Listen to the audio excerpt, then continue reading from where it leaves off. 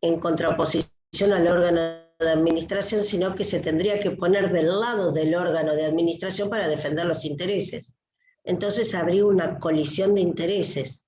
Cuando el contador hace el balance, no, porque cuando el contador hace el balance, pide al órgano de administración la documentación administrativa y contable de ese ejercicio, la evalúa y confecciona el balance. Lo somete a la consideración, se somete, no lo somete el contador, sí el síndico, a consideración de la reunión de socios de asamblea, y ahí es cuando vemos que pueden aprobarlo o no, porque aprobar el balance estaría implicando a sí mismo, en algunos casos, y no siempre tácitamente, la aprobación de la actuación del órgano de administración. Muy rápido, vamos de nuevo. La ley permite que la sindicatura o comisión fiscalizadora esté constituida por contadores o abogados, debidamente matriculados con más de 5 años de ejercicio de la profesión. O sea que nosotros ya vemos que es un órgano auditor externo. O sea, no es como los otros órganos que podían ser socios o terceros. Obviamente que si el directorio está constituido por terceros o el órgano de administración está constituido por terceros no socios, también serían externos. Pero por lo general, si no son grandes sociedades con una gran estructura empresarial, son los mismos socios que ejercen la administración. Son los mismos socios que no ejercen fiscalización, salvo que yo requiera, en estos tipos con estructura jurídica superior, un órgano de fiscalización obligatorio. Dijimos que el órgano de fiscalización obligatorio era en todas las sociedades anónimas comprendidas en el 299 con control estatal permanente, o las sociedades de responsabilidad limitada que entran en el supuesto del 299, inciso segundo, por el capital social. Aun cuando la doctrina dice que el legislador omitió para la SRL encuadrarla también en el 299, inciso quinto. ¿Qué quiere decir? Todas las SRL no tienen previsión de prestar un servicio público. Pueden ver ustedes por la calle el transporte público de pasajeros, que muchos colectivos son SRL. Después veremos que pueden ser uniones transitorias que se han ido confeccionando con las necesidades económicas de la empresa. Pero son o SA o SRL, o sea que la SRL también quedaría comprendida en el 299, o sea, la de transporte público de pasajeros. Se adopta el régimen de SA con control estatal permanente. Si estoy en la SRL, transporte público de pasajeros, no tengo control estatal permanente. Eso es lo que dice la ley de sociedades. ¿Sí? Pero no es lo que pasa en la realidad cuando después SRL va a la Subsecretaría de Transporte a pedir la respectiva autorización para la prestación del servicio público. Cuando yo hablo de control estatal permanente, es que estoy diferenciando aquellas sociedades, aquel control estatal limitado que tienen todas las personas jurídicas constituidas conforme al régimen de la ley 19.550. El control estatal limitado es aquel que el organismo registral de la jurisdicción del domicilio de la sociedad establece en cuanto al control de legalidad y de formalidad de los actos que iban desde la constitución hasta la disolución y liquidación. Ese es el control estatal limitado, que va desde la colectiva a la comandita por acciones. El control estatal permanente es cuando el organismo registral societario u otro organismo especial les ejerce a ese sujeto de derecho no solo el control de legalidad y de formalidad de la registración de sus actos, sino que porque está el interés público comprometido en un servicio público, o cuando hacen intermediación en el concurso del ahorro público, entidades financieras o bancarias, compañías aseguradoras, sociedades de ahorro para fines determinados. Las vuelvo a repetir siempre para que se las vayan grabando, no son tantas. O sea, en eso, ¿qué hace? O ejerce el control estatal permanente el mismo organismo de registración societaria, o se crea un organismo de contralor fuera del organismo de registración. Los bancos o entidades financieras están con control estatal permanente del Banco Central. Las sociedades anónimas que cotizan en bolsa están bajo el control permanente de la Comisión Nacional de Valores. Las compañías aseguradoras están bajo el control estatal de la Superintendencia de Seguros. Los que prestan servicio público van a estar bajo el control estatal permanente del ente que lo regula. Si fuera de transporte, la Subsecretaría de Transporte o Superintendencia de Transporte, según que sea en provincia o en nación. A eso llamamos con control estatal permanente. A esas son las que vamos a necesitar un órgano de fiscalización obligatorio. Ahí es donde entra la sindicatura, unipersonal o colegiada, o el Consejo de Vigilancia. La sindicatura, hablamos que pueden ser abogados o contadores. Y cuando decimos que pueden ser abogados o contadores, la doctora recién les dijo que si yo fuera empresario, no si fuera la abogada, ¿no? Obviamente, si fuera la empresaria, el empresario siempre busca menor costo, mayor beneficio, ¿sí? Ese es el fin del empresario, el titular de la empresa. Organizar al sujeto y a la organización económica empresa de forma tal que tenga la menor cantidad de costos con el mayor beneficio económico.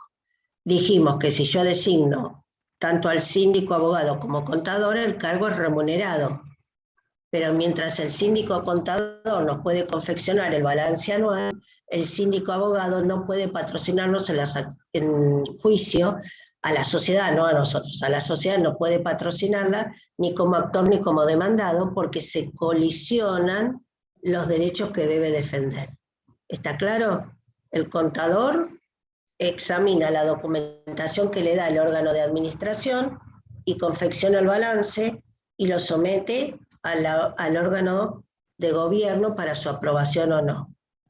En consecuencia, el órgano de aprobación, yo les dije hace un ratito, con la función deliberativa, reunión de socios o asamblea, va a aprobar el balance. Se entiende, en algunos supuestos, y no es obligatorio, por eso siempre es conveniente cuando nosotros realizamos la respectiva reunión de socios o asamblea, consignar como punto del orden del día no solo la aprobación del balance, sino también la aprobación de las funciones del órgano de administración. Si yo soy director, gerente o administrador, yo quiero que cada vez que se apruebe el balance, me aprueben la gestión. ¿Por qué? Porque ya no soy responsable yo personalmente, sino que el sujeto de derecho está avalando la función que como integrante del órgano de administración realice. En algunos casos se entendió que la no oposición, esto es jurisprudencia, la no oposición a la aprobación del balance implicaría una aprobación tácita de la gestión durante ese ejercicio. ¿Está claro? ¿Preguntas hasta ahí? A mí, profe, me quedó una pregunta de antes, de si todos los socios podían fiscalizar y ser administradores, había dicho. Bien, esa pregunta es típica. No, está bien que usted lo haga, porque a ver, yo dije recién que yo tengo una sociedad colectiva o una sociedad de responsabilidad limitada. En la anónima no pasa, esto es muy raro porque en la anónima, si yo no tengo obligación de designar sindicatura, la ley que me dice la designación de directores suplentes es obligatoria y los accionistas delegan en los directores suplentes el derecho de fiscalización sobre los directores titulares, que son los que están ejerciendo la administración y representación, porque el suplente va a tener una mera vocación. El suplente en el directorio cumple dos funciones. Tiene una mera vocación al cargo de director, no es director hasta que no cubra una suplencia provisoria definitiva por ausencia de un titular, ¿correcto? Supongamos que el directorio tiene que tener 3 directores titulares, uno de los directores transitoriamente tiene que viajar, tengo 2 suplentes, uno de los suplentes asume el cargo de titular transitoriamente hasta que regrese a sus vacaciones el director titular que se fue. O sea, tienen una mera vocación al cargo. Si nunca llegan a ocupar el cargo de un director titular, no revisten el carácter de directores. Y a su vez tienen como función la de ejercer el derecho de fiscalización que delegan los accionistas al designar los directores suplentes. ¿Por qué la sociedad anónima dice no todos los accionistas que no ejercen la administración fiscalizan? Porque cuando se habla de la sociedad anónima se piensa en una sociedad con un sinnúmero de accionistas, y si yo tengo 100 accionistas y 3 ejercen la administración y 97 están todos los días en la sede social recabando su derecho de información y de contralor, los administradores no pueden administrar porque van a estar todo el tiempo dando la información a los accionistas. Entonces se delega a los directores suplentes. Pero vamos a los tipos más simples. Estoy en una colectiva, estoy en la comandita, no existe ese problema, Pilar. ¿Por qué? Porque si yo digo que los que ejercen la administración son los comanditados o terceros, me quedan siempre los comanditarios para ejercer la fiscalización. ¿Está bien ahí? Ahora, ¿Los comanditarios ejercen la fiscalización? Comanditados la administración, comanditarios la fiscalización. ¿Correcto? O sea que las dos comanditas tampoco tengo esta superposición. El problema la tengo en la sociedad colectiva, en la de Capital Industria, que ya les dije, a veces no la nombra la de Capital Industria porque no, es un tipo social que ya debió ser derogado por la 22.903 o ahora con la reforma legislativa porque es un tipo que cayó completamente en desuso. No cayó en desuso, nunca se usó directamente, no hubo desuetudo, nunca se usó. Entonces yo estoy en la sociedad colectiva, supongamos que somos dos socios, Victoria y Pilar, los dos socios de una colectiva, los dos socios de una SRL. Estoy en la SRL, designamos, son los dos socios, 50 y 50, por partes iguales. O sea que hasta ahí tienen los mismos derechos como socios. Pero a su vez, cuando designan la gerencia, dicen, el órgano de administración puede ser unipersonal o colegiado constituido por los socios. Y designamos en este acto como socio a Victoria y a Pilar, quienes tendrán el uso de la firma social en forma alternada, conjunta o indistinta. O sea que cualquiera administra y cualquiera representa en esa fórmula de redacción del estatuto. Epa, esos dos socios a su vez son la reunión de socios. ¿Y qué hago con la fiscalización? Que el artículo el 55 y el del tipo social específico me dice que los socios que no administran fiscalizan. Me quedé sin socios que no ejercen la administración. Entonces, ¿debo cambiar la forma del órgano de administración? ¿La debo sacar a Victoria y dejar a Pilar o viceversa? No, la doctrina y jurisprudencia es conteste en que Victoria y Pilar ejercen la administración. Victoria y Pilar son el órgano de gobierno y Victoria y Pilar se deben controlar una a la otra. Obviamente que le caben todas las responsabilidades como socios, como administradores y como fiscalizadores. O sea, parecería que en la sociedad colectiva que pasa lo mismo, o en la de responsabilidad limitada, la confusión entre el carácter de socio y los integrantes de los órganos es completa. Entonces ahí nos cuesta visualizar cómo es que se independiza los socios que le dan origen de la persona jurídica una vez constituida. ¿Está claro, Pilar? O sea, es como que pasa que el tipo pasa a ser rudimentario jurídicamente. Al no tener previsión legal que lo prohíba, me entra la confusión del carácter de socio, de administrador, de integrante del órgano de gobierno y de fiscalización. Esto no va a pasar en las comanditas y en la sociedad anónima, sí en las sociedades de personas. Bien. Nos faltaría ver, para poder avanzar con otro tema, el tema del Consejo de Vigilancia. Nosotros recién dijimos que cuando veamos la sociedad anónima abierta, vamos a ver que la ley para las sociedades anónimas, a diferencia de los otros tipos sociales, regula órganos de administración y de fiscalización obligatorios y optativos. ¿Qué quiere decir? Que los órganos obligatorios deben estar previstos estatutariamente para que se configure el tipo social. A ver, yo cuando les doy ya el requisito esencial me lo remito a lo que viene después, en la parte especial.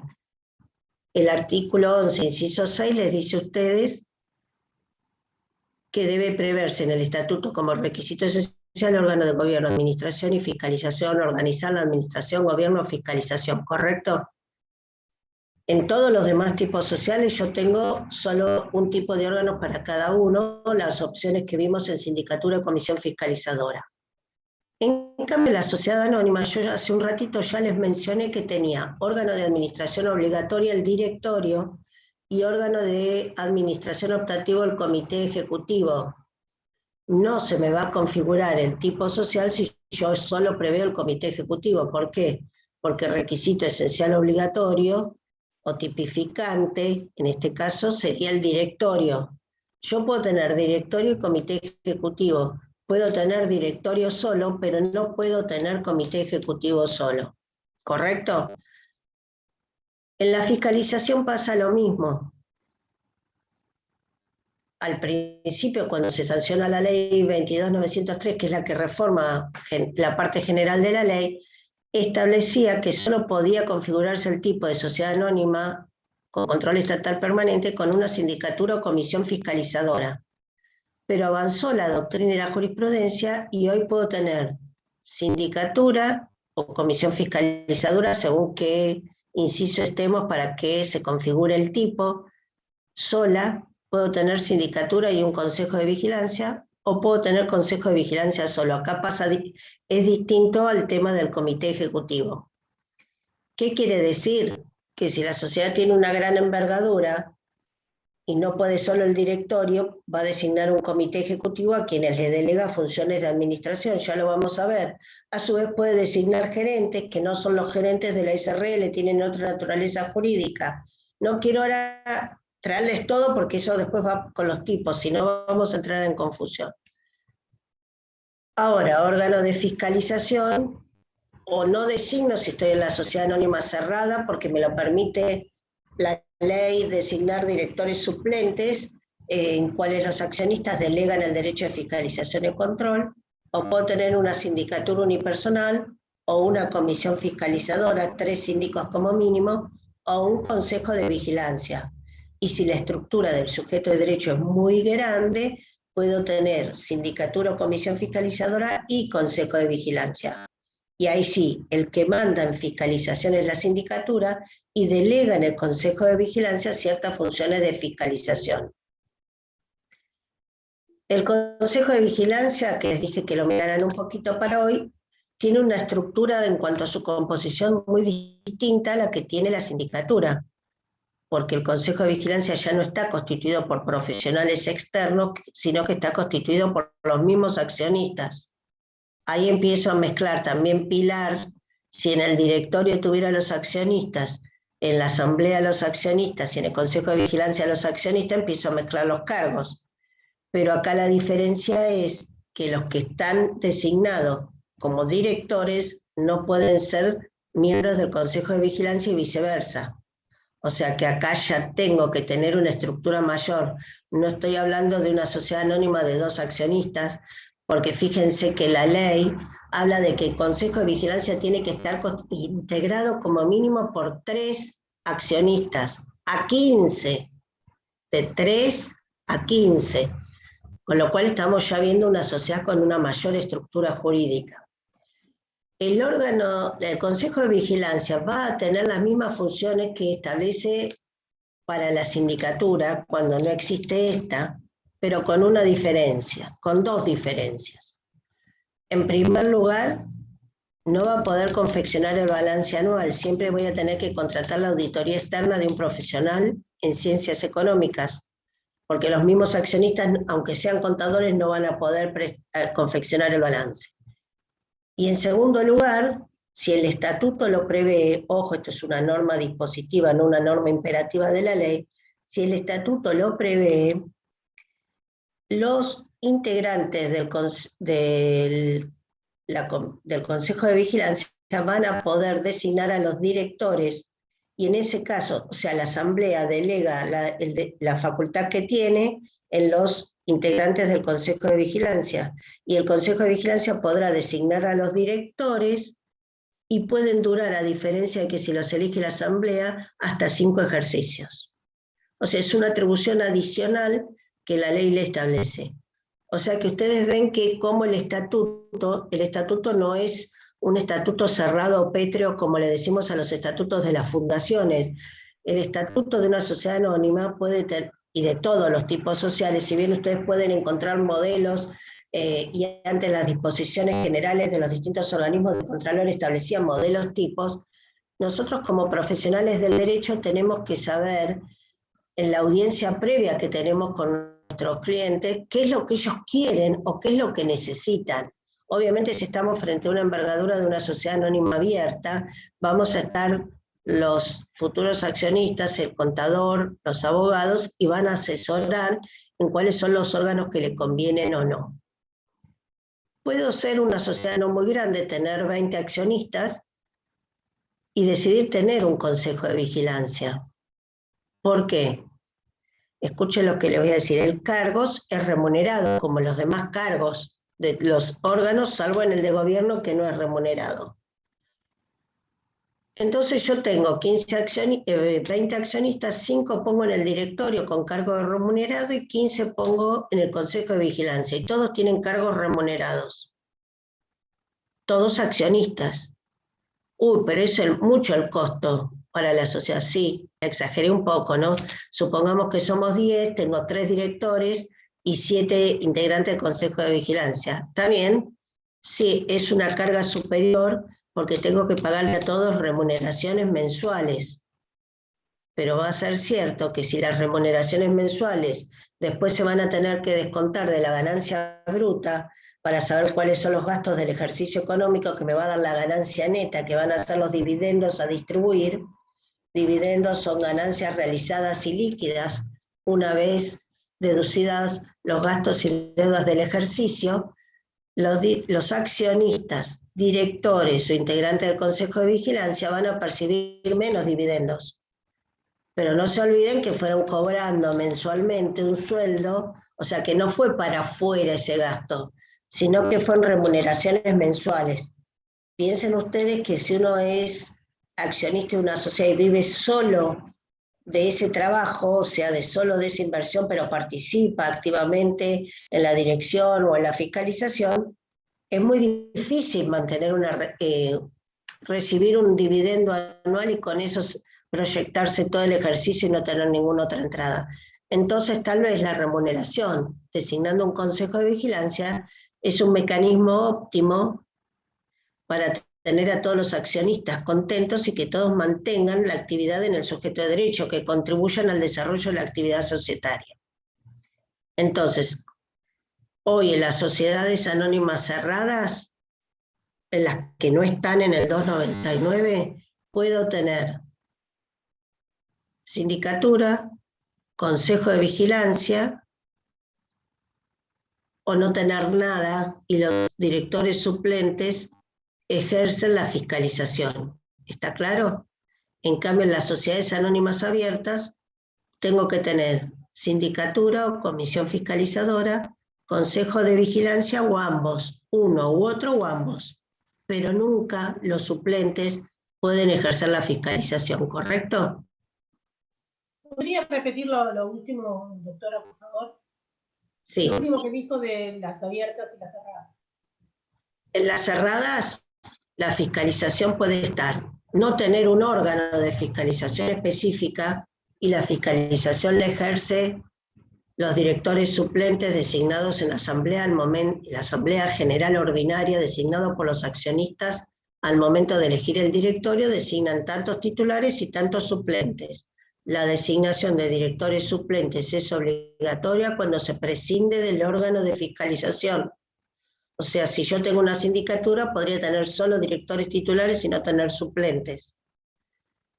Pero no nos olvidemos que el suplente también sirve para reemplazar a los titulares, aunque es en caso de ausencias temporarias o definitivas. Bien, o puedo designar una sindicatura o comisión fiscalizadora, sindicatura colegiada, o puedo designar un consejo de vigilancia, o puedo designar sindicatura y consejo de vigilancia. Eso en las cerradas, caben todas las opciones para que se me configure el tipo de anónima. En cambio, si estoy en la sociedad anónima abierta, siempre tengo que tener un órgano de fiscalización. Y según esté en el supuesto del 299, inciso segundo, o en el resto de los incisos, podrá tener sindicatura unipersonal o colegiada y o consejo de vigilancia. ¿Está claro? Y o. Antes era y, pero nunca podía prescindir. Ahora, con la evolución doctrinaria y jurisprudencial, puedo tener ambos que coexistan o solo uno u otro. ¿Está claro? Sí, ¿Alguna pregunta? Sí, Verónica. No, sí, gracias, que ahora sí me quedó claro, gracias. ¿Alguna pregunta? Bien. Todo esto es lo que vamos a tener que prever según el tipo. Ya veníamos entonces, prever si es una SRL, una gerencia, una reunión de socios, establecer quórum y mayorías, ver lo que dice la ley para el tipo específico. No nos olvidemos que estamos hablando requisitos esenciales no tipificantes, los del artículo 11, que se van a convertir en tipificantes cuando yo adopto el tipo social específico. Voy a tener que adecuar el estatuto a la normativa del tipo que estamos adoptando. ¿Está claro? Los mismos requisitos esenciales no tipificantes del artículo 11 se convierten en tipificantes cuando estructuro el tipo que elegimos para la constitución del sujeto de derecho. ¿Está claro? Un requisito que yo no hablé, que estaba antes en el artículo 11, era que el estatuto debería prever un plazo de duración. ¿Lo vimos o no? Me parece que no, pero lo voy a hacer simple porque quiero hablar dos cosas. El plazo de duración, la clase anterior algo les dije que por lo general le ponían 99 años, pero yo le podía poner 5, 10, 15, 20, 100, 120, y que el sujeto de derecho trascendía a las personas físicas que le dieron origen, ¿sí? Por una razón natural, que tenía que tener capacidad la persona física. Tal vez la persona jurídica socia puede perdurar lo mismo que la persona jurídica de la cual forma parte o adquiere una participación social. Y la ley, la clase anterior empezamos a ver un poquito, se nos mezcló el tema con el tema de resolución y disolución, y yo les mencioné que dentro de las causales de disolución estaba el vencimiento del plazo de duración de la sociedad. La ley en el artículo 90, o sea, el estatuto no va a poder ser aprobado si yo no establezco un plazo de duración. También les dije que los países del common law son de plazo indeterminado, o sea, duran hasta que los socios decidan ponerle fin al sujeto de derecho. O sea, no tengo ni un año, ni 5, ni 20, plazo que puede computarse de dos formas. O desde la fecha del otorgamiento del contrato, fecha que va a estar dada por la fecha de la escritura pública, si es instrumento público, o por la fecha de la certificación notarial, si es instrumento privado, ¿correcto? Aquello que tiene fecha cierta. O el plazo de duración podrá computarse desde la fecha de la inscripción registral. Si el interconstitutivo me dura determinado periodo, 2, 3 meses, un año, el plazo de duración no se computa desde la fecha del contrato si yo preví. ¿Me esperan un segundito, por favor? Ya estoy con ustedes.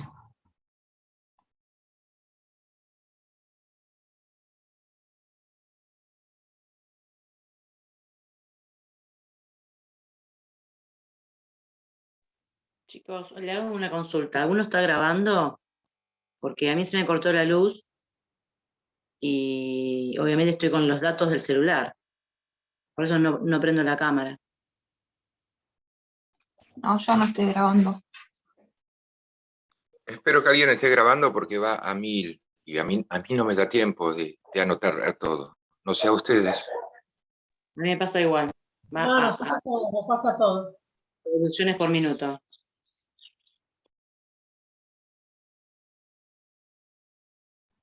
Qué bueno que hablen, pero me gustaría que me lo cuenten. Pueden aprender taquigrafía, entonces, como hacíamos antes. ¿Por qué no me preguntan? No, me encanta. No, me encanta yo les dije, señora, va a 1000, o sea, no como una falta de respeto, sino que digo que yo no puedo anotar tan rápido, porque cuando estoy anotando algo ya me olvidé lo otro que había dicho, como es muy técnico, se me va. Esto es lo que yo quiero cuando... Bueno, esto que me dicen ustedes, lo tengo hace 30 años que me lo dicen todos los alumnos. Profe, es admirable como lo que sabe, pero es como que yo, me encantaría saber lo que sabe usted, pero no puedo escribir tan rápido, y por eso justo se me cortó la luz y estoy con los datos del celular. Bueno, el tema es el siguiente. Todo esto que yo les estoy dando, tampoco podemos... tenemos un problema ahora. Nosotros al principio de cátedras virtuales poníamos los Power, ¿sí? Después la facultad empezó a contratar el Zoom, empezamos alternar entre el Zoom particular y el Zoom de la facultad. El problema que yo tengo acá, fíjense lo siguiente, si yo les mejoro los Power, yo tengo 21 participantes y tengo 44 alumnos.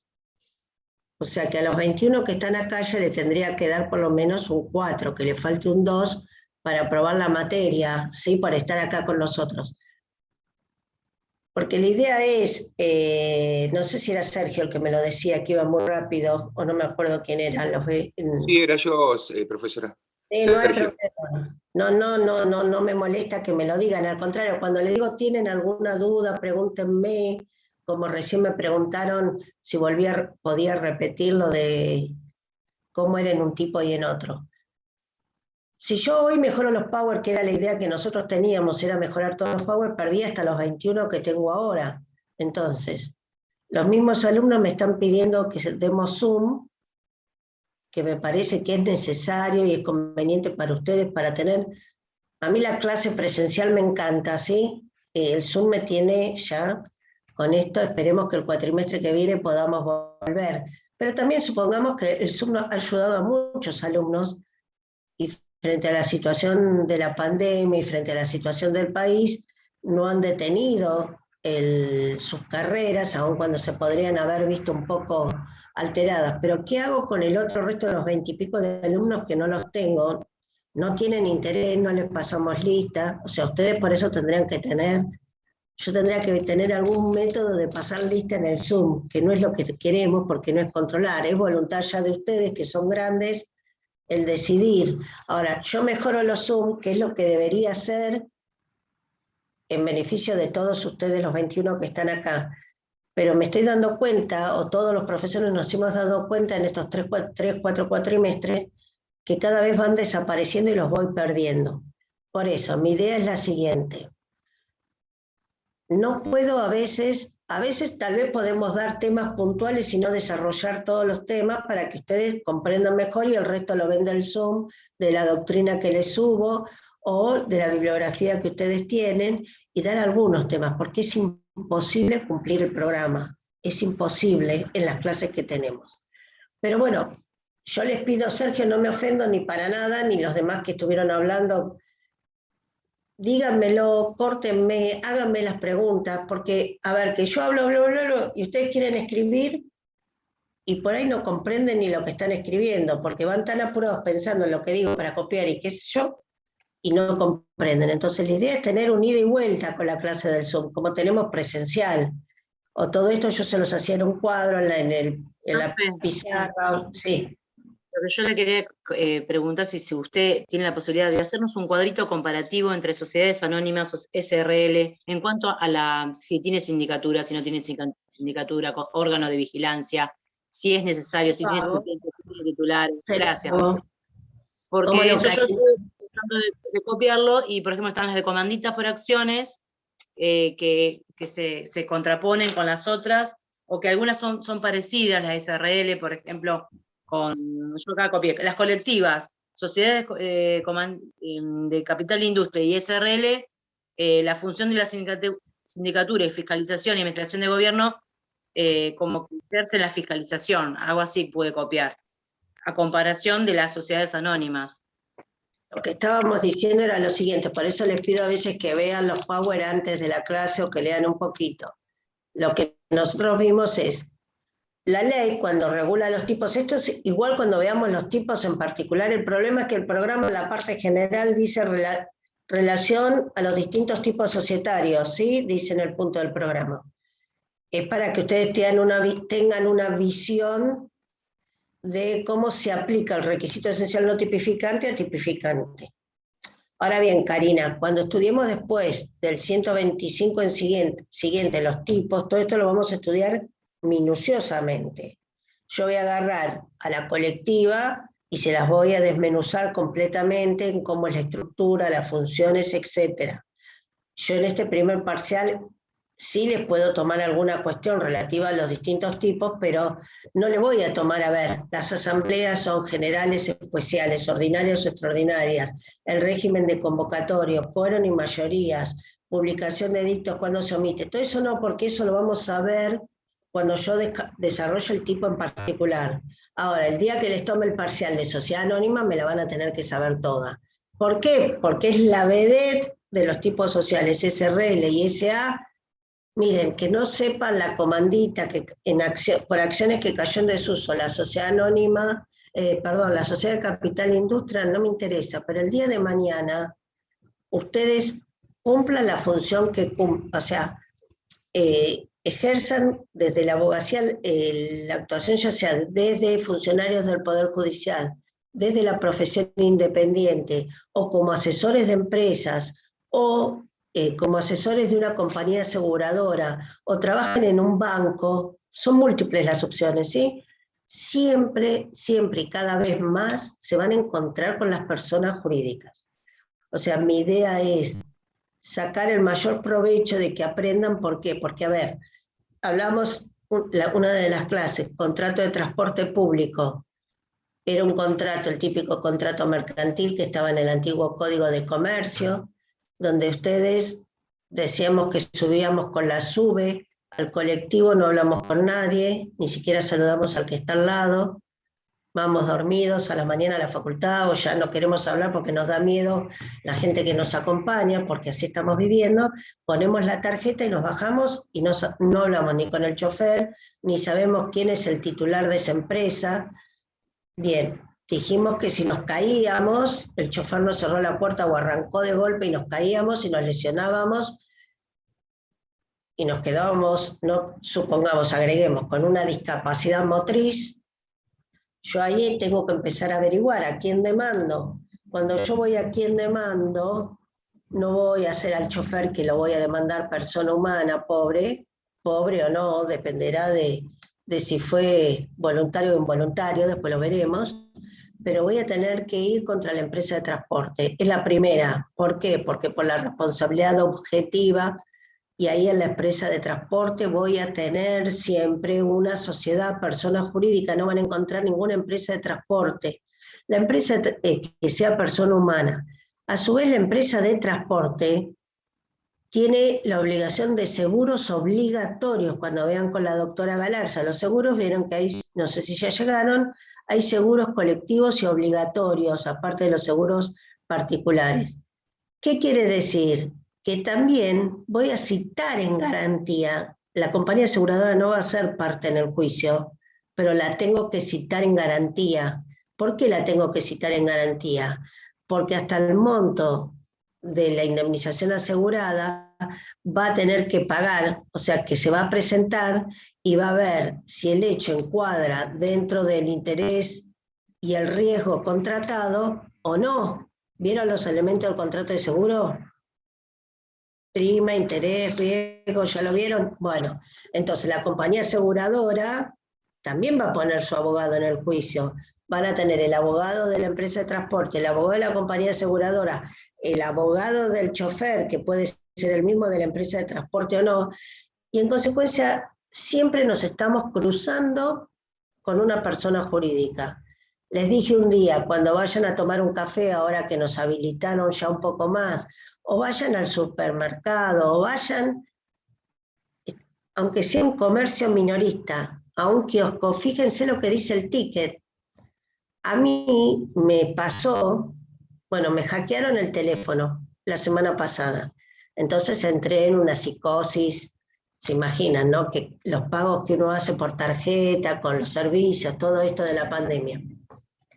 Ayer abro las cuentas del banco y tenía unos pagos de una sociedad, Sugemato, no sé, Sugemat, lo denuncié, pobre, y después era una gente que yo conocía, que me había hecho pagos, cobros parciales, bueno, había entrado en un estado de sugestión. A ver, yo contraté con Sofía Carmona y me había hecho los tickets por las tarjetas por Sugemar, ni siquiera decía Sugemar, SRL, ni sea, yo decía, ¿quién será este que me están...?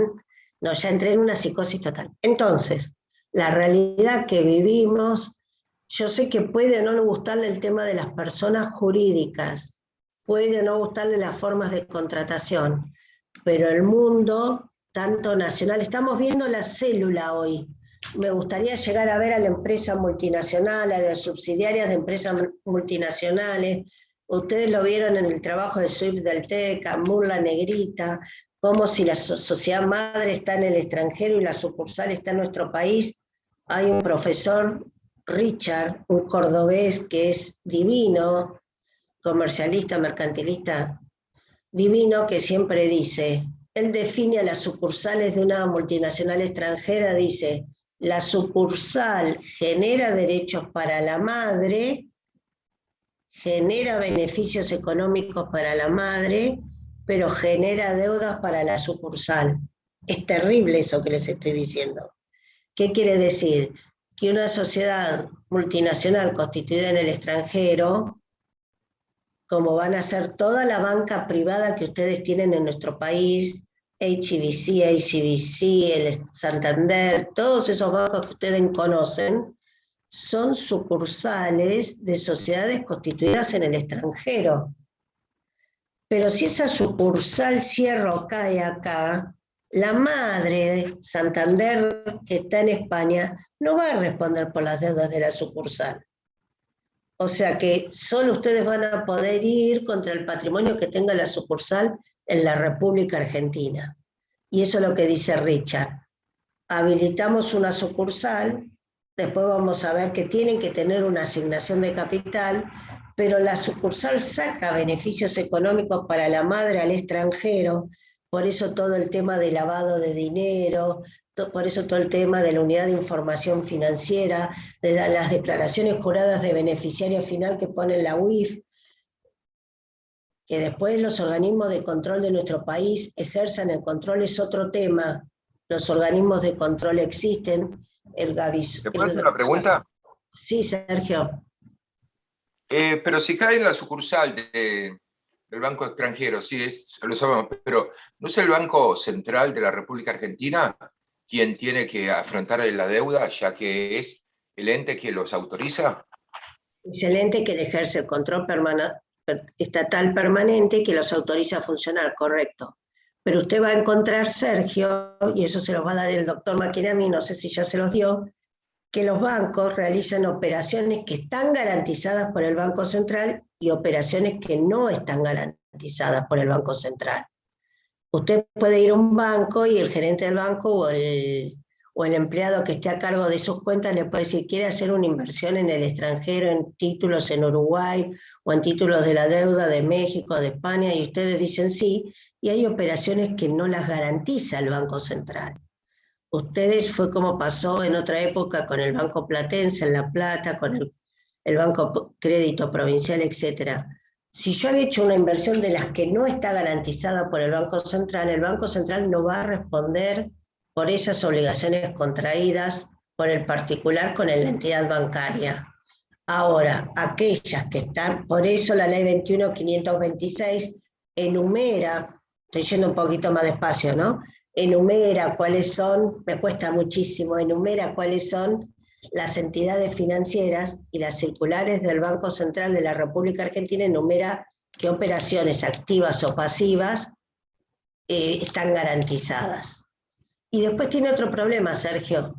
Esas entidades financieras o bancas que está autorizada por el Banco Central a funcionar como tal, por eso son sociedades anónimas del 299, sociedades cooperativas o sociedades sucursales de sociedades constituidas en el extranjero que hayan cumplido con la inscripción del 118 de la ley 19.550, tienen que hacer lo que se llama un encaje bancario. ¿Saben lo que es el encaje bancario? El Banco Central exige a los bancos o entidades financieras a tener depositado en guarda o custodia un monto determinado de sumas de dinero, que es con lo que va a proteger en caso de que la entidad financiera no cubra o no cumpla con la operatoria garantizada por el Banco Central. Encaje que es irrisorio, aun cuando para la entidad es grande, es irrisorio porque a lo mejor no llega a cubrir el monto en operaciones que una entidad hace en un día.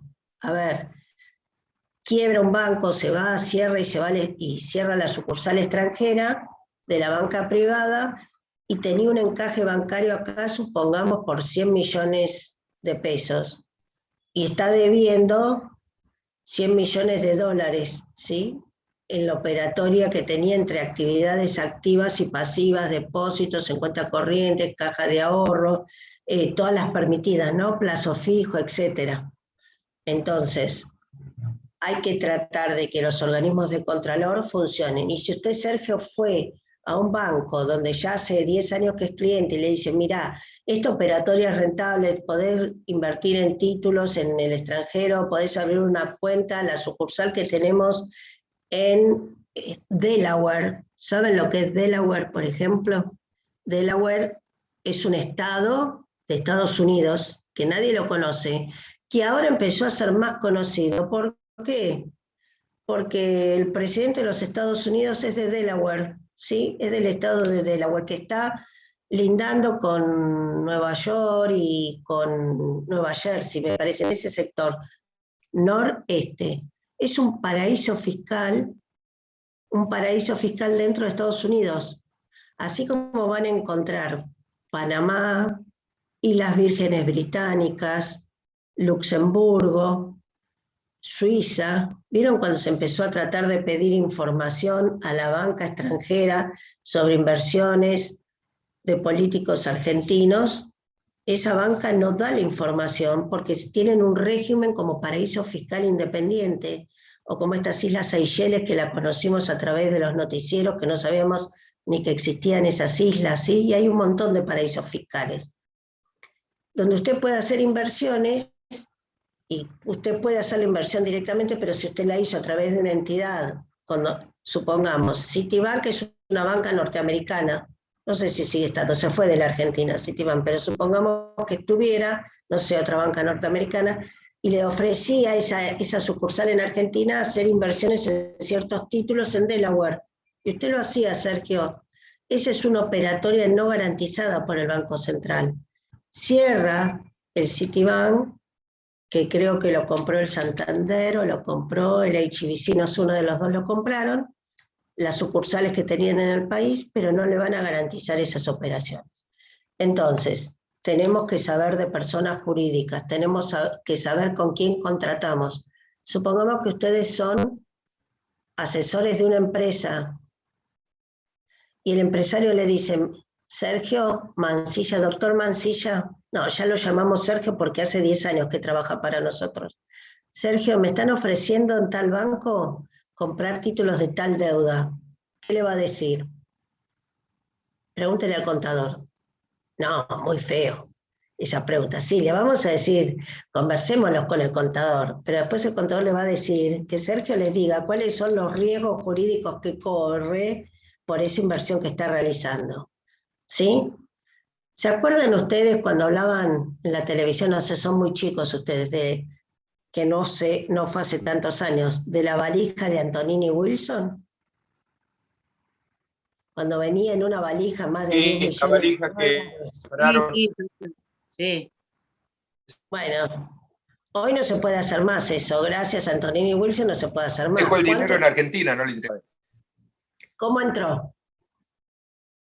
Hoy para usted traer dinero, Sergio, del extranjero, cuando hay una sociedad constituida en el extranjero que tiene que asignar capital, va a tener que hacer lo siguiente, ya no va a poder entrarlo más con la valija de Antonini Wilson, porque le van a poner los perritos ahí en migraciones a ver y a olfatear las valijas lo que tienen, ¿sí? Cuando pasa, las que quieren que sean olfateadas, las que no quieren pasan por otro lado, pero bueno, eso me refiero había otros casos también. Las valijas de Amira Yoma, también hubo el caso anterior, similar a ese. Sí, yo a veces no quiero dar casos particulares porque no es con tendencia política, ¿no? Porque no hace al tema político, pero ¿qué hacían? Traían dinero del extranjero para subvencionar campañas políticas, como hacen los empresarios que traen dinero por distintas cuestiones para inversiones. Hoy hay que hacer toda una ley de blanqueo de capitales.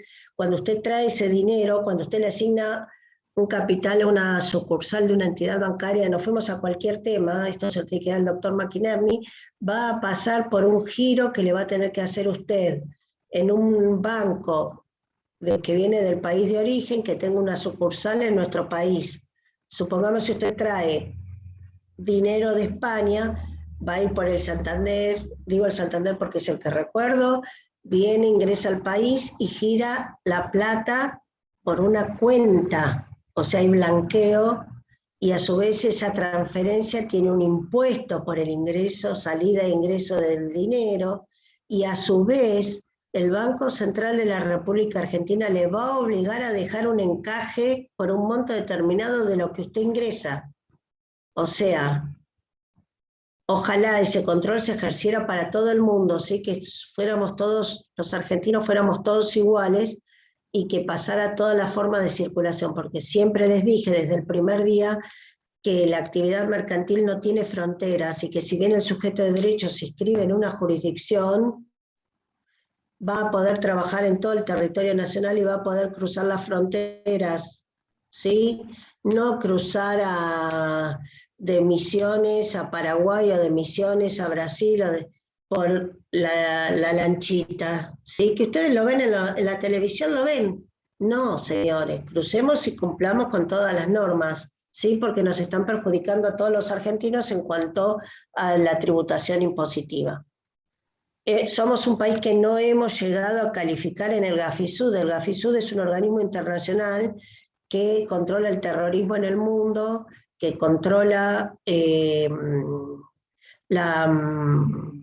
la comercialización de droga internacional, que controla la evasión de divisas, ¿sí? Vino el organismo a controlar todos los organismos del país, aduana, organismos de registración societaria, Banco Central, Comisión Nacional de Valores, y no llegamos a calificar. ¿Qué quiere decir? Que no entramos como un país que tenga una confianza o solvencia en el mercado internacional y que no es un país seguro para el ingreso y egreso de dinero. Es muy triste eso, ¿sí?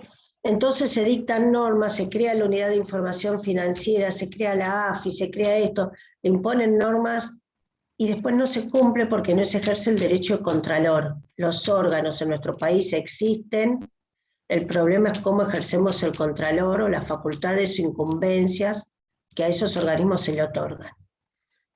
Bien, avancemos. Voy a hacer una preguntita. Usted dijo recién que los bancos tienen que tener actividades que tienen que estar avaladas por el Banco Central. Y usted habló de un monto que es respaldatorio en el caso de que la sucursal... El encaje bancario. Es un encaje bancario. Ya todo eso lo van a ver con el... ¿Quién lo fija el encaje bancario? Porque... El Banco Central de la República Argentina. Y es un porcentaje. Es el porcentaje... Es un porcentaje. Si ustedes leen cuando ya vean con el doctor Maquinani la entidades financieras, van a ver que en el artículo 2 de la 21.526 prevé varias. Dice bancos o entidades financieras, hay banca pública y banca privada, o sea, los capitales del Estado como Banco Provincia, Banco Nación, Banco Ciudad, esa es banca pública, el resto son banca privada. Después dice cajas de ahorro, que prácticamente no existen, algunas cooperativas de crédito o de inversión, ¿sí? Son distintas categorías y a su vez la ley 21.526 les va a estar diciendo qué operaciones puede realizar. Los bancos realizan operaciones activas y pasivas. Activa es cuando la entidad bancaria o financiera presta dinero a los particulares. Operaciones pasivas es cuando el particular da dinero a la entidad bancaria. Claro, ¿el particular le da dinero? Sí. ¿Por qué quieren que hagamos plazo fijo? Plazo fijo es una operación pasiva. El particular le da dinero. El banco le va a dar un interés según el plazo de tiempo establecido. ¿Por qué? Porque esa plata que le ingresa por operación pasiva no la deja guardadita en una caja. Entra al circuito financiero y pasa una actividad activa. Verónica vino y hizo un plazo fijo por 1 millón de pesos. Pilar le pidió al banco un crédito por 800.000 pesos o por 1 millón. La plata de Verónica pasó a Pilar. La tasa activa que va a pagar Pilar es más grande que la pasiva, es más alta, perdón, que la pasiva que la que el banco le va a pagar a Verónica. ¿Por qué? Porque cuando el banco le prestó la plata a Pilar, tiene que tener una rentabilidad tal que le asegure pagar la tasa de interés que se comprometió con la operación pasiva de Verónica, más dejarle la rentabilidad al banco, porque a ver, en la intermediación en el concurso del ahorro público es donde se obtiene la ganancia. Operación pasiva también sería, a ver, cuando yo hago un depósito en cuenta corriente, es una operación pasiva. ¿Saben cómo funciona la cuenta corriente? La cuenta corriente es para evitar la circulación de dinero y atento a la necesidad de bancarización de todas las operaciones superiores a 10.000 pesos, yo tengo que tener depositado en mi cuenta plata. Puede ser operación pasiva o activa, porque es pasiva cuando yo tengo depositado el dinero por el monto del cheque que estoy librando. A ver, hice un contrato con Sergio, Sergio me va a vender tanta cantidad de mercadería y yo le tengo que pagar 38.000 pesos. Le libro un cheque, ¿sí? Cuenta corriente operativa opera a través del sistema de cheque. Cheque como la antigua chequera que ustedes conocen de sus padres, o ustedes saben que existe el cheque electrónico, el e-check. También lo van a ver con el doctor McInerney. ¿Qué quiere decir? Que le doy a Sergio el cheque y Sergio se va a presentar en la ventanilla o cobrarla. Pero por ese monto el banco que le va a decir, no, lo tiene que depositar Sergio también. ¿Por qué? Porque el banco cobra un interés, el impuesto al cheque, por operaciones activas, pasivas, y me va a cobrar a mí, le va a cobrar a Sergio. A nadie nos conviene. También lo puedo hacer con una transferencia bancaria. Sergio me dice que tiene tal cuenta en tal banco, me pasa los datos con su CBU, y yo le transfiero el dinero. Esa es operación pasiva. Puede ser activa, si yo le tengo que pagar a Sergio, puede ser activa, perdón, si yo le tengo que pagar a Sergio 38.000 y yo tenía 25 en la cuenta, pero el banco me autoriza a girar en descubierto.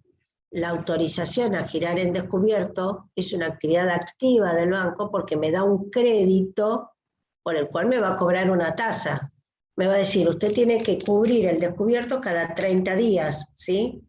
Igual le voy a cobrar un interés, pero me está prestando la diferencia del dinero por la carpeta en garantía que yo dejé en la entidad. O sea, es todo un circuito, sí. El préstamo o sea, cuando el Banco Central le presta a los bancos locales, ¿esa sería la tasa de redescuento? No, el redescuento, sí, correcto. Creí que estaba hablando de Los bancos, el Banco Central le presta a los bancos locales. Sí, correcto. Sí, y le cobro una tasa de redescuento. A ver, vamos en escala. El banco le presta a los particulares, el Banco Central u otra entidad le presta a los bancos particulares para financiar las operaciones que están garantizadas y así sucesivamente. Pasa lo mismo con la Superintendencia de Seguros. Las compañías aseguradoras también intermedian en el concurso del ahorro público, por eso están en el 299. A mí me cobran una prima por los contratos de seguros, ¿sí? Con la posibilidad de que ocurra el siniestro, o sea, el riesgo materializado, que es un hecho futuro incierto, pero probable. Pero de tal probabilidad que no sea masivo. A ver, porque la compañía aseguradora va a quebrar si está, supongamos, el granizo empezó a ser un riesgo asegurable, ¿no? Contra granizo que antes no había. Si esto se masifica, el problema de granizo, va a llegar un momento que no lo van a cubrir. Era como antes el robo de los pasacassette de los autos. Hoy no tenemos más pasacassette, ustedes no sé si los conocieron, o los equipos de... No, me ponen así, los que me miran como diciendo, ¿de qué está hablando la doctora? Otra época, nosotros nacimos con el CD, el pendrive, USB y no conocemos otra cosa. Bueno, a nosotros nos cuesta adaptarnos a eso, pero bien, antes venía una radio pasacassette, si alguno ve el auto del abuelo antiguo, no tan antiguo tampoco, y entonces, ¿qué era? Ustedes tenían asegurado el riesgo del robo de pasacassette cuando era de robo. Llegó un momento que el robo de pasacassette era todos los días. Bueno, llegó un momento que quisieron las compañías aseguradoras, hasta 3 por día, hasta 3. O sea, le voy a cubrir al mismo asegurado hasta 3 robos de pasacassette. ¿Por qué? Porque si iba a venir día por medio, cada 15 días a cobrar ese seguro y todos venían a cobrar ese seguro, la compañía quiebra, porque la idea es que el seguro tiene un fin de mutualidad. Todos aportamos una prima para que a los que le ocurra el siniestro pueda cobrar la indemnización, ¿o no? Si a todos nos acaece el siniestro, hay que ver si la compañía aseguradora, que también tiene un reaseguro en la Superintendencia de Seguros, reaseguro es lo que me preguntaba recién Karina con Reserva, con reaseguro es, yo contrato el seguro en una compañía aseguradora, pero a su vez la compañía aseguradora, por los montos, los contratos de seguros que tiene con los particulares, tiene que reasegurarse en la Superintendencia de Seguros o en el ente de reaseguro nacional, ¿correcto? ¿Por qué? Porque si se produce con tanta masividad como pasó la inundación en la ciudad de La Plata, o cuando la catástrofe es tal, la compañía aseguradora seguramente no va a poder hacer frente a todo. ¿Es correcto? Eso es lo que llamamos intermediación en el ahorro público, por eso la ley las pone esas actividades como sociedades anónimas con control estatal permanente. Lo que queremos evitar es que ocurra un perjuicio masivo y dejar un tendal de acreedores dañados, ya sea por una entidad bancaria que cierra, por una compañía aseguradora que no puede hacer frente a los seguros que ustedes realizaron. A ver, por ahí nosotros estamos 10 años pagando un seguro y nunca acaeció el siniestro. Menos mal, gracias a Dios. ¿Sí? Supongamos que tenemos seguro de responsabilidad civil por los daños que podemos ocasionar, que es obligatorio en los autos, el seguro de responsabilidad civil que ustedes llaman contra terceros, que conocen contra terceros. Dios quiera que nadie vaya, de ninguno de nosotros manejemos si choquemos o atropellemos a un peatón, y que el peatón no quede lesionado, peor, no quiero decirlo. Ahí nosotros tenemos responsabilidad. Yo prefiero pagar toda mi vida el contrato de responsabilidad civil, el seguro, y que nunca caezca el siniestro, ¿sí? Porque no va a ser un tema económico, sino un tema emocional o psicológico. Entonces, como estamos intermediando en el concurso del ahorro público, lo que el Estado hace es pone controles para que no deje un tendal de acreedores, porque, a ver, puede pasar que la compañía cayó, acaeció el siniestro, y yo perdí mi casa, mi auto, mi vida quedé hipotecada, prendada, inhibida de por vida, porque todavía sigue el juicio contra el que le provoqué el daño al tercero, ¿está claro? Entonces siempre van a encontrar estas personas jurídicas. No hay nadie que ejerza estas actividades a través de personas humanas. Y es más, si ustedes leen la ley de seguros, la 20.091, la 20.091 no la de contrato de seguros que estarán estudiando, la 20.091 es de compañías aseguradoras. O sea, la que regula las personas jurídicas que pueden prestar el servicio de contrato de seguros. O lee la 21.526, en ningún lado dice que esas actividades puedan estar prestadas por personas humanas, ¿sí? Porque tendría que ser personas humanas con capacidad económica tal para cumplir esa actividad. Y esa persona humana era la que estaba reclamando hoy, la de mucho capital, que aparezca la SAU o que aparezca la sociedad unipersonal. ¿Para qué? Para separar patrimonio de la actividad comercial, patrimonio individual. ¿Está claro? Bueno, ¿alguna pregunta más o seguimos con lo del plazo, que quería hablar de prórroga y reconducción? Sergio, Karina, a Catalina, sí. Sofía, Marchechi, Rodrigo Pisirilo, me parece que se pusieron ahí y se fueron a dormir. No, profe, estamos acá. No, Sergio y Karina sí, pero los demás, miren, ni contestan, no están. Está re buena la Estamos. El tema que quería escucharla más detenidamente y poder tomar nota más minuciosamente. ¿Sí? Y todo lo que yo digo está en los libros. Y está, yo sé, le hablo de libros y huye Satanás. No quiero manuales, no quiero apuntes del centro de estudiantes, por favor. En los parciales nos damos cuenta nosotros la falta de lectura de un libro. ¿Por qué? Porque en el manual ustedes tienen, si requisitos esenciales, tipificar en el apunte, tipifican, nosotros los miramos los apuntes del centro, tipificante, no tipificante, es como un cuadro sinóptico. Entonces, cuando ustedes les hacen pensar en una pregunta y lo sacan del esquema de si es tipificante o no tipificante, si yo podría en un SRL prever una sindicatura, pero en una sociedad, y arranco mal, porque empecé. Limitaciones a la capacidad, bien. Puedo constituir un ejemplo, ¿no?, de método de casos que vamos a tener en el parcial.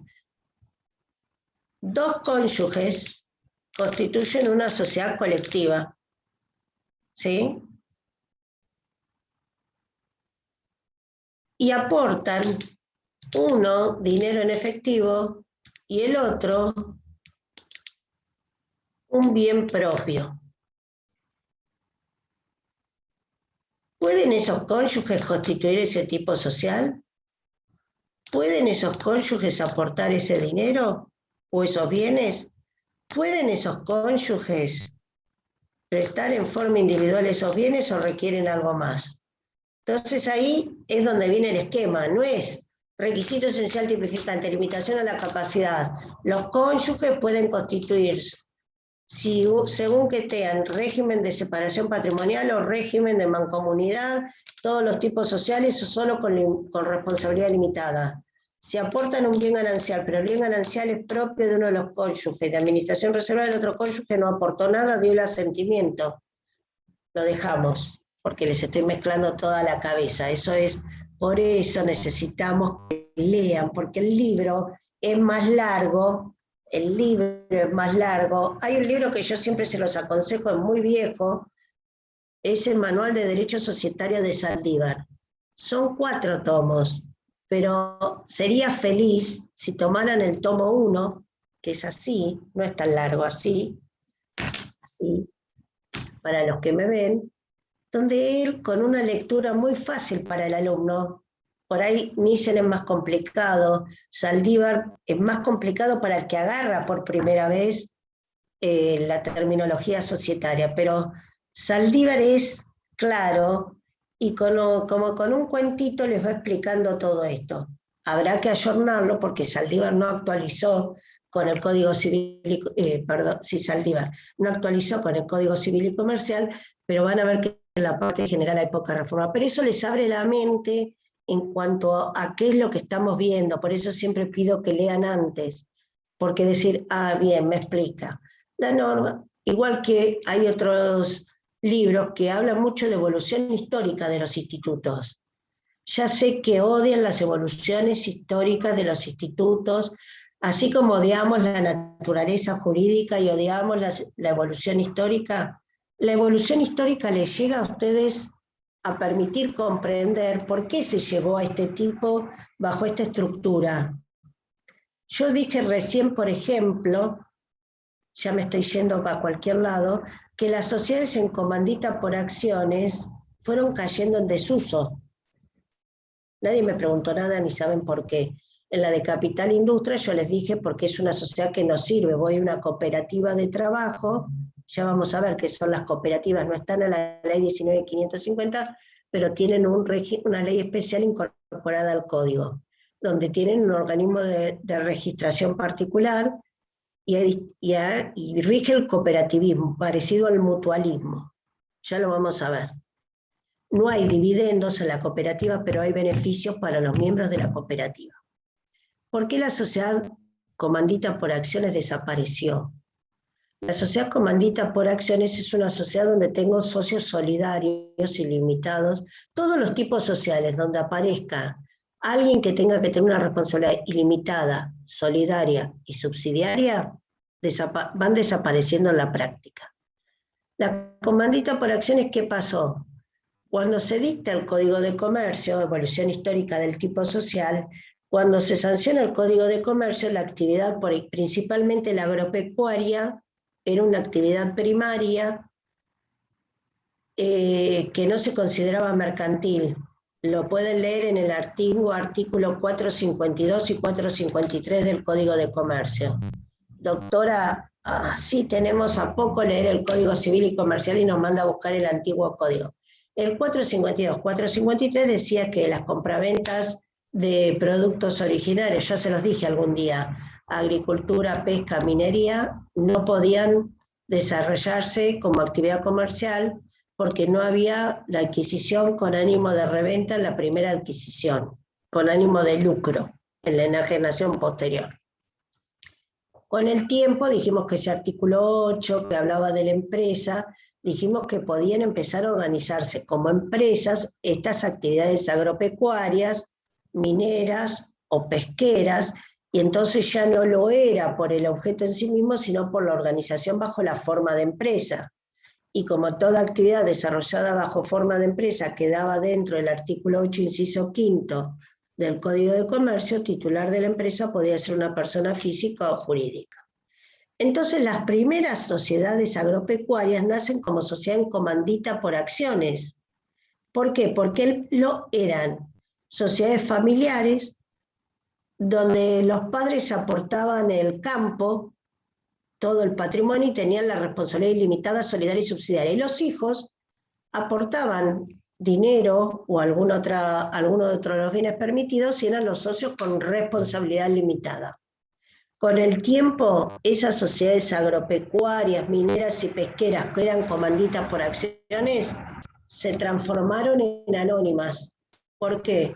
Porque tiende a desaparecer socios con responsabilidad limitada. Nadie quiere comprometer en una actividad riesgosa el patrimonio personal. ¿Está claro? Hubo una evolución. Primero eran las personas humanas, en ese momento las llamaban personas físicas, los que desarrollaban actividad agropecuaria. Después fueron sociedades civiles. Después, cuando se dictó la ley 19.550, fueron sociedades en comandita por acciones. Y con el correr de la evolución doctrinaria se transformaron, casi todas las sociedades en comandita por acciones se transformaron en sociedades anónimas. Dijimos en la clase anterior, transformación era que el mismo sujeto de derecho cambia su ropaje jurídico. O sea, siguen los mismos derechos y obligaciones, ya lo vamos a ver. No estoy perjudicando a los acreedores anteriores que tenían socios con responsabilidad ilimitada. ¿Por qué? Porque el Instituto de la Transformación dice que si paso de un régimen de responsabilidad amplia a uno restringido, por las obligaciones contraídas con anterioridad a la transformación, pero cuyo vencimiento sea posterior, se rigen por el régimen de la responsabilidad anterior, salvo que los terceros acreedores consientan restringir la responsabilidad. Y a la inversa, si yo paso de una SRL a una colectiva, por las obligaciones contraídas con anterioridad a la transformación, cuyo vencimiento va a ser posterior, los socios tienen que decidir ampliar su responsabilidad a obligaciones anteriores, sino por las obligaciones se rigen por el régimen de responsabilidad al momento que se contrajo la obligación, independientemente del momento del vencimiento. Si es restringirlo, quien debe dar la conformidad son los terceros acreedores. Si es ampliarla, son los socios que quieran ampliar su responsabilidad por obligaciones anteriores. Por eso se dice que la transformación no se altera el sujeto de derecho y no se alteran los derechos y obligaciones de los socios ni de terceros, porque hay que practicar un balance de transformación con una fecha de caducidad específica que dice, estas obligaciones estaban contraídas bajo la colectiva. Vencen, la voy a transformar en SRL, vencen durante el periodo de la SRL. Por esas obligaciones del balance contraídas con anterioridad rige el régimen de la colectiva, de las que contrato de acá para adelante rigen por el nuevo tipo social. Eso ya lo vamos a ver. Volvemos. ¿Por qué les mencioné el plazo? Porque en la última clase, cuando hablábamos de la disolución, que era el momento, es un momento, la liquidación es un estado, que la sociedad se encuentra en estado de liquidación, eran causales que preveía el artículo 94 de la ley y que eran el correlato de los requisitos esenciales, por quedarse sin socios o sin la pluralidad de socios, que ese fue sacado por el 94 bis con la reforma del Código Civil y Comercial, por pérdida del capital, por cumplimiento del objeto, por vencimiento del plazo es uno, ¿correcto? Vencimiento del plazo de duración de la sociedad. La ley me está diciendo que yo debo consignar un plazo como requisito esencial. El plazo lo establecen los socios, ya dijimos antes que podía ser desde la fecha de celebración del contrato o desde la fecha de la inscripción registral.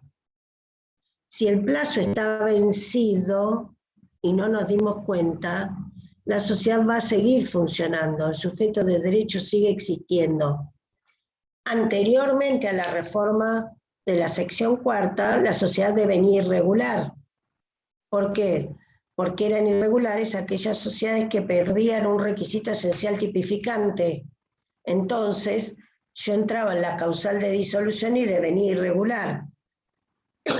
Que devenía irregular significaba que ya no regía el régimen de responsabilidad del tipo social adoptado durante el periodo que iba desde el vencimiento del plazo hasta que recomponía el plazo. Vamos a ver. Antes de la sección cuarta, antes de la unificación legislativa, había sociedades regulares e irregulares. Regulares eran las que adoptaban un tipo con los requisitos del artículo 11 y tenían la inscripción registral. Son las mismas de ahora, las regulares. Si a la sociedad se le vencía o pasaba alguna de las causales de disolución, devenía irregular. Podía seguir funcionando, pero bajo el régimen de sociedad irregular. Hoy siguen funcionando bajo el régimen de la sección cuarta. Se me venció el plazo, puedo seguir funcionando. Es más, ustedes como asesores de la empresa pueden seguir contratando con la sociedad y no advertir del contrato que se hubiera vencido el plazo. ¿Puede pasar que no lo advierta? Sí, millones de veces pasa. ¿Qué hizo la ley? La ley me dice, tengo un plazo determinado, pero nosotros le vamos a dar un paliativo a la sociedad. Primero, son dos los paliativos que establece el artículo 95. La prórroga, pero la ley dice, la prórroga debe resolverse y solicitarse su inscripción antes del vencimiento. Hoy es 24 de septiembre. El plazo se nos vence el lunes 27 de septiembre. Y Sergio se dio cuenta que vencía el plazo. Nos llama a todos. Nadie advirtió, uno grita, el otro protesta, dice cómo los administradores no vienen el contrato. Bueno, no importa. Lo tenemos que resolver. Somos una sociedad regularmente constituida hasta el lunes. Bien. La prórroga debe resolverse y solicitarse su inscripción antes del vencimiento. O sea que el lunes tenemos que ingresar al registro de Contralor Societario un acta del órgano de gobierno, sea reunión de socios o asamblea, según el tipo social, donde diga que decidimos prorrogar por 10 años más. Ay, doctora, no llegamos sábado, domingo, la mitad no está, no conseguimos escribano para que nos haga las certificaciones. La ley dice la prórroga debe resolverse y solicitarse su inscripción antes del vencimiento. Hacemos un acta, como sea, aunque esté mal, pero que diga que vamos a prorrogar. Manifestamos la voluntad antes del vencimiento de que queremos prorrogar, ¿sí? Bien, y mandamos al abogado o al gestor o al que tengamos a jurídicas con una nota y el acta que lo ingrese con la tasa administrativa, ingresó, fue al departamento legal, le hacen el control de legalidad y dice, qué desastre este acta. Primero, no reformaron el artículo del plazo, no me trajeron si fue unánime o no, no hay registro de asistencia celular, no importa. Todo lo demás, que me lo observen, lo cumplo. Pero la prórroga la resolví y solicité la inscripción antes del vencimiento. ¿Cuándo es antes del vencimiento? Hasta el mismo día del vencimiento. Tienen que tener el sello de fechador de ingreso, o ahora que ya empezaron los trámites virtuales, que ingrese por el sistema el pedido de la prórroga. ¿Está claro? Porque si Rodrigo va con la documentación el martes a pedir la prórroga, ahí va a tener un problema, porque va a ir al organismo registral, va a mirar los antecedentes y le van a decir a Rodrigo, que firma como abogado la minuta rogatoria, principio de rogación registral, señores, el plazo de duración se venció, deben reconducir, segundo supuesto, el artículo 95. La prórroga debe resolverse y solicitarse su inscripción antes del vencimiento.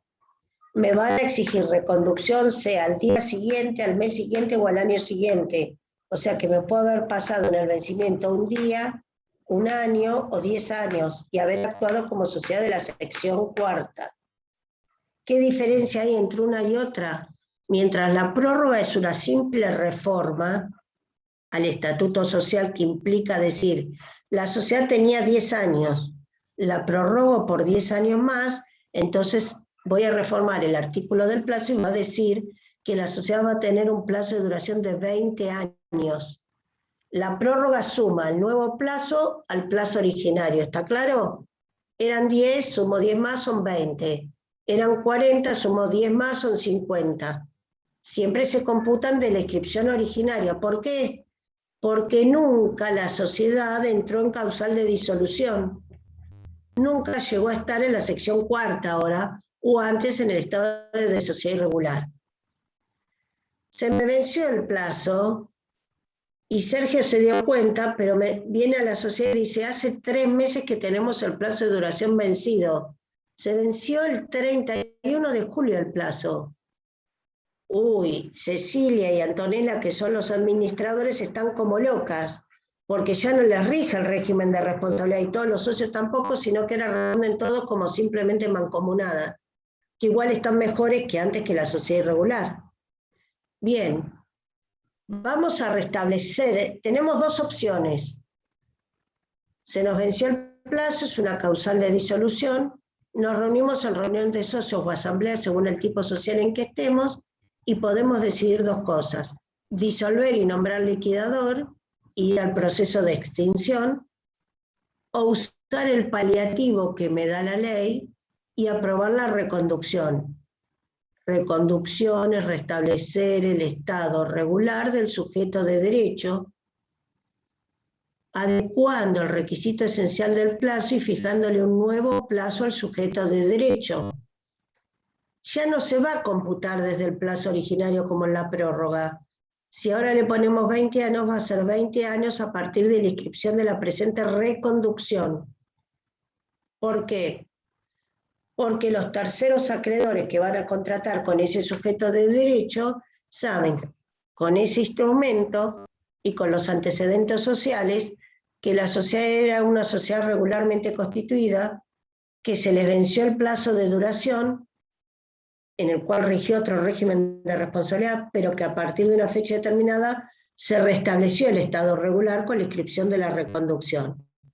Cuando yo digo que la ley atiende al principio de conservación de la empresa y siempre me da un paliativo cuando entro en una de las causales de disolución del artículo 94, me da el paliativo, en este caso vencimiento del plazo, voy a la reconducción.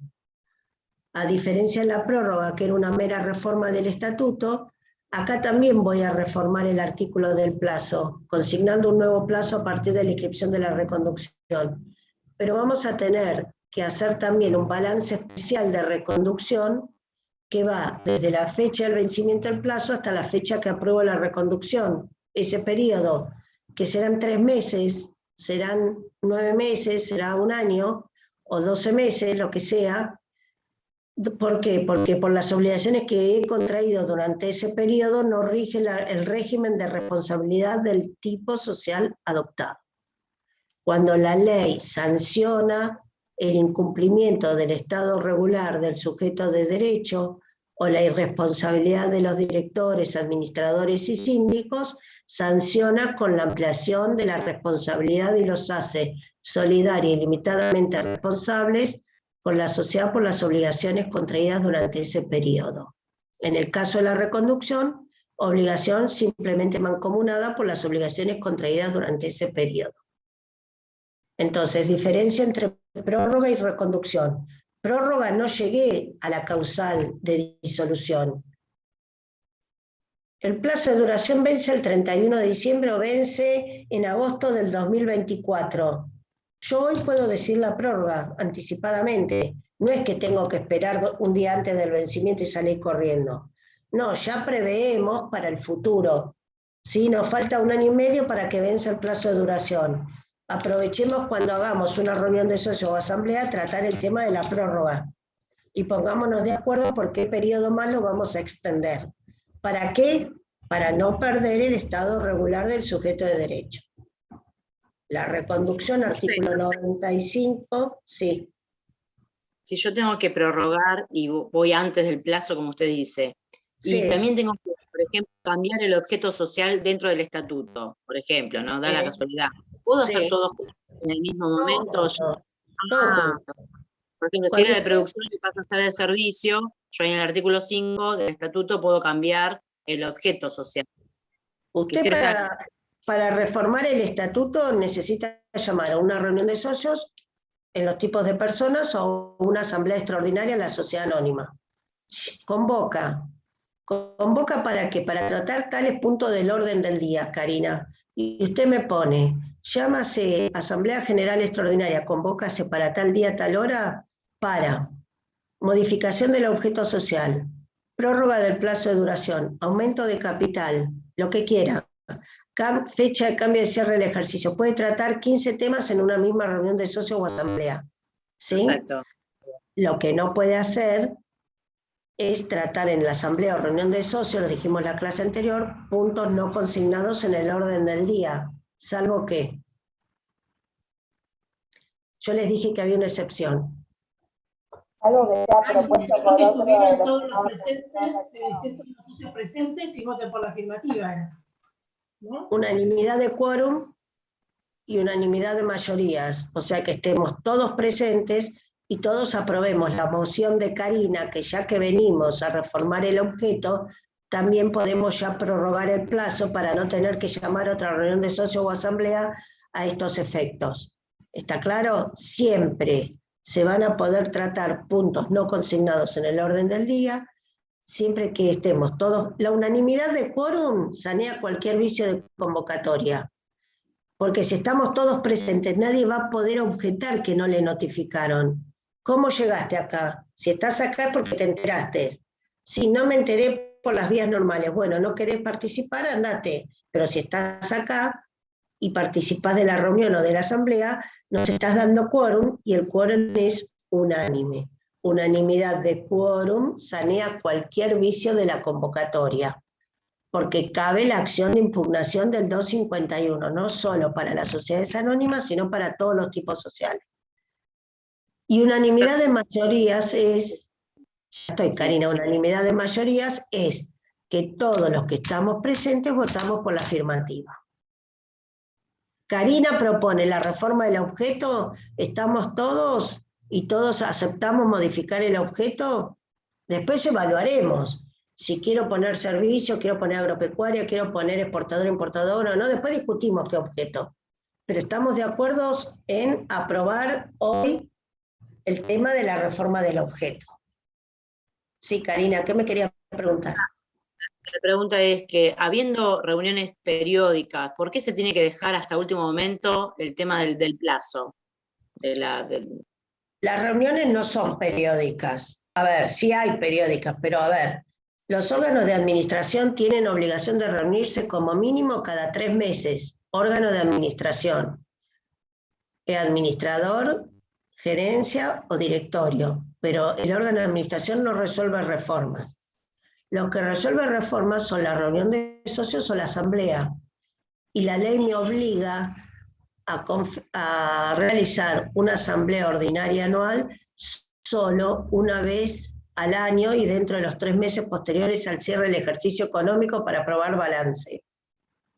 Es la única asamblea o reunión de socios obligatoria, o sea que todas las demás deberán ser convocadas por el órgano de administración, el órgano de fiscalización cuando no lo hace el órgano de administración, o por socios que representen como mínimo el 5% del capital social, podrán pedir una convocatoria a reunión de socios o asamblea. ¿Está claro? Sí, profe, gracias. Por eso era que dije que en el edicto había que publicar fecha de cierre del ejercicio, con lo cual se convirtió también en un requisito esencial consignar en el Estatuto Social la fecha de cierre del ejercicio. Aun cuando no lo dice el artículo 11, sí o sí tengo que prever una fecha de cierre del ejercicio económico. Bien. Bueno, por hoy dejamos acá. ¿Tienen alguna otra pregunta? Sí, yo tengo una pregunta. Sí, Victoria. ¿Hay algún plazo máximo para poder pedir la reconducción? No. Pueden pasar, han venido sociedades con 10 años de plazo vencido. A ver, ahora es muy común, ya hace los últimos 20 años es muy común que no pase a menudo las grandes extensiones de plazo de los vencimientos. ¿Por qué? Porque es tanto la carga impositiva y los requerimientos de los organismos fiscales que los empresarios y los contadores y abogados están mucho con la documentación de la sociedad. Antiguamente, cuando no teníamos CUEL, no teníamos tantas obligaciones fiscales, no me pedían para poder facturar tantos requisitos, tal vez el estatuto era una escritura pública, y piensen en nuestros abuelos, que guardaban las escrituras públicas en la caja de seguridad del banco por miedo a que se pierda, sin perjuicio de no saber tal vez que podían pedir un segundo testimonio en caso de extravío, destrucción, etc. Y entonces no miraban en el estatuto, ¿sí? Entonces pasaban periodos muy prolongados.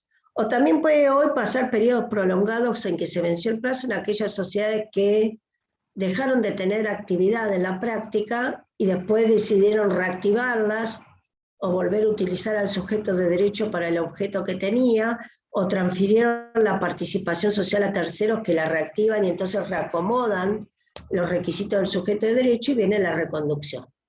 Lo importante es que sepan que la sociedad sigue teniendo personalidad jurídica. Antes se decía que perdía el estado regular del sujeto de derecho, pero ahí no existen más las sociedades irregulares, sino que hoy caen en un estado de la sección cuarta y se van a regir por las obligaciones, por la responsabilidad por las obligaciones que contraigan hasta que se apruebe la reconducción por el régimen de la sección cuarta. Sí, pero es común, es común. Gracias, profe. De mi parte me retiro. ¿Alguna otra pregunta? Bueno, nos vemos el miércoles. Este fin de semana les voy a corregir los prácticos que presentaron, ¿sí? Gracias, profe. De nada. Gracias. Gracias a ustedes por estar. Gracias.